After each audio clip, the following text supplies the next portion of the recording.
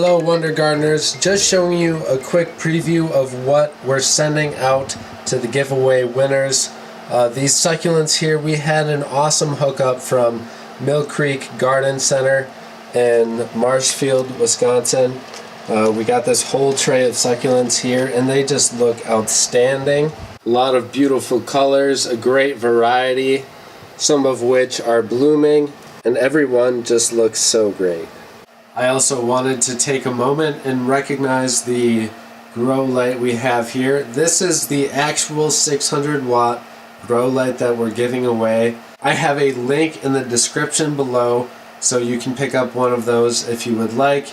It's been working really well. It's pretty standard components on this thing, but it's definitely a way to get in. Most people shy away from grow lights when they're growing succulents and cacti or any sort of indoor plant for that matter, just because they're worried about multiple things, from the light that it gives off to the energy efficiency to is it actually helping the plants or not.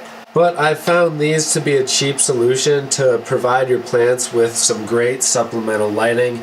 If you're like us, where we have a eastern facing window, so we don't get a whole lot of light coming through here, grow lights like this make it so much easier to get nice and happy plants.